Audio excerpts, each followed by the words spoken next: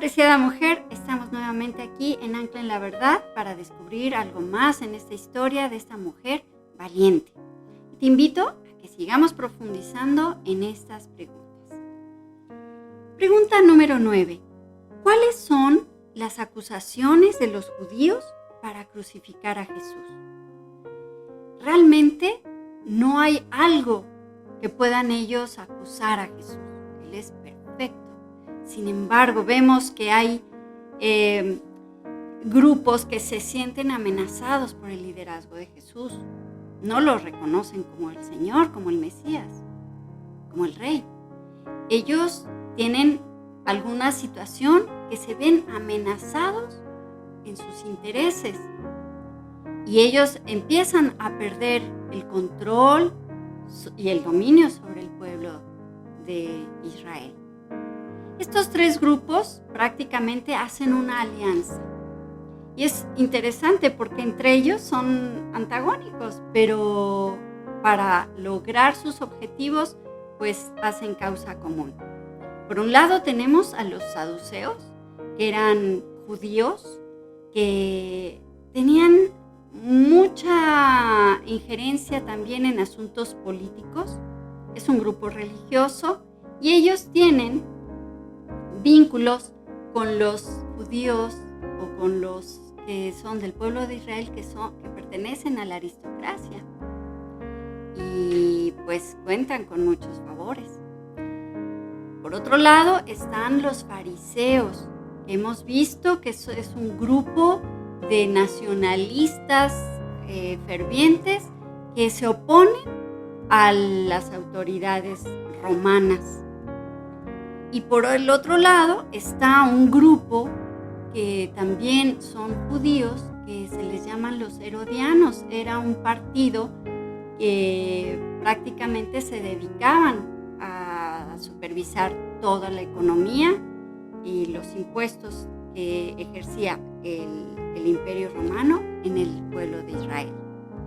Y estos grupos hacen causa común y se dan a la tarea de ponerle trampas a Jesús una y otra vez.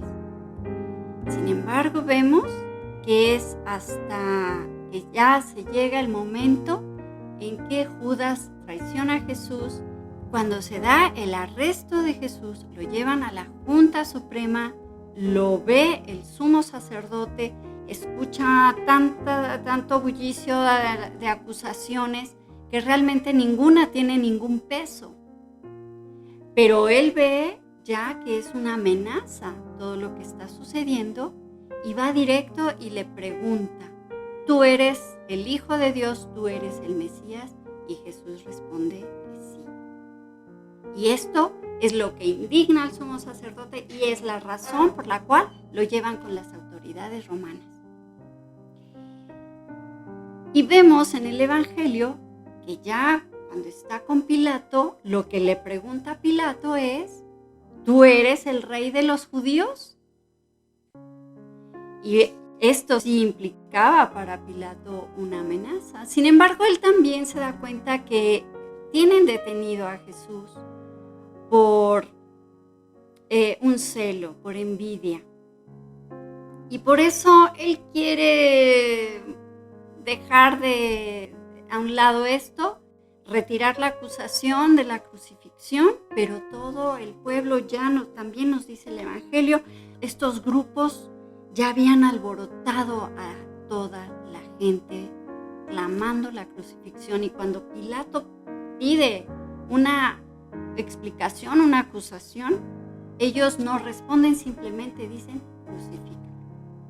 Entonces vemos que no existe ninguna acusación, porque sabemos que Jesús tiene una vida de perfección. Pregunta número 10. ¿Cuál es el contrapeso de toda la injusticia por la que Jesús atraviesa en el juicio que le cometen las autoridades de este mundo? A la luz del entendimiento humano, vemos que podemos entender esa parte de la crucifixión como una total injusticia a Jesús. Y es verdad, es una verdad porque Él realmente no tiene nada de que se le acuse. Él es perfecto, Él es santo. Pero a la luz del plan de Dios, vemos que no había manera de cómo detener esa crucifixión, porque se requería para nuestra salvación un sacrificio perfecto y suficiente para el perdón de nuestros pecados. Por eso lo podemos ver también en el Evangelio, cuando Pedro le dice, al enterarse de todo lo que va a pasar, Jesús le dice, no, a ti no te puede pasar nada de eso. Y Jesús se indigna porque sabe que Él ve las cosas como las ve el hombre, no como las ve Dios. Es una enseñanza que nos lleva a entender el maravilloso plan de Dios, que da a su único Hijo para nuestra salvación. Pregunta número 11. ¿Cómo intercede Jesús por quienes le crucificaron? Esta es una enseñanza también que excede nuestro entendimiento. Vemos ahí a Jesús ya en la cruz y pidiendo al Padre perdón por quienes le están crucificando. Y esto es muy interesante porque tal vez por omisión o por ignorancia o por lo que sea, nosotros allí estábamos representados. Tanto tú como yo estamos en ese grupo por el que está clamando la crucifixión. Y si no de manera audible, sí de manera discreta, hemos fallado a Dios, hemos ofendido a Dios, y por eso Él es llevado a la crucifixión. Entonces, es una enseñanza que nos deja la plena convicción de que Jesús en la cruz, cuando nosotros reconocemos su intervención para nuestro perdón, pues eso nos da la esperanza y la certeza de que Jesús nos perdona y que intercede por nosotros con el Padre.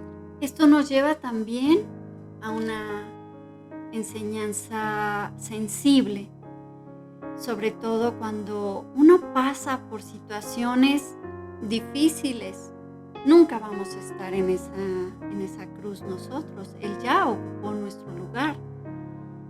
Pero si a veces en la vida sentimos que alguien nos ofende, se burla, nos lastima, nos desprecia, podemos recordar estas palabras de Jesús en la cruz diciendo, Padre, perdónalos, no saben lo que hacen. Eso nos va a dar alivio en nuestra vida y estamos siguiendo la enseñanza de nuestro Señor. Pregunta número 12. ¿Qué evento en tu vida marca para ti un antes y un después? Sería muy interesante conocer las opiniones de cada una de nosotras. Sin embargo, podemos dar algunas pistas. Por ejemplo, la historia se marca con antes de Cristo, después de Cristo. Y en el contexto de esta historia podemos ver a esta mujer que ha llevado un conocimiento paulatino y en progreso acerca de quién es Jesús.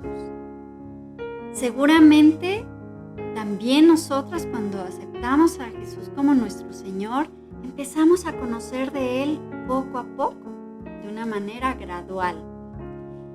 Pero lo que sí vemos es que hay un después, es decir, a partir de la resurrección, vemos que la vida para esta mujer es un cambio radical. Vemos que ella es de las primeras que sale a anunciar las buenas noticias de la resurrección de Jesús. Y pues Esto también es una enseñanza para nosotras, que tenemos ya esta revelación de que Jesús ha resucitado. Esto nos llena de fe en nuestra vida, de confianza en Él y saber que a partir de ahora, pues hay una forma distinta de concebirlo. Sin lugar a dudas, necesitamos también pasar por el Gólgota, por ese calvario que sufrió Jesús. ¿Por qué? Porque es la única manera de recibir el perdón de nuestros pecados, por el sacrificio perfecto del Cordero de Dios. Y bueno, hasta aquí llegamos por esta ocasión, apreciada mujer. Te espero la siguiente semana con el favor de Dios para seguir descubriendo algo más en esta hermosa historia. Agradezco tu atención, te deseo lo mejor y recuerda, ancla en la verdad. Hasta pronto.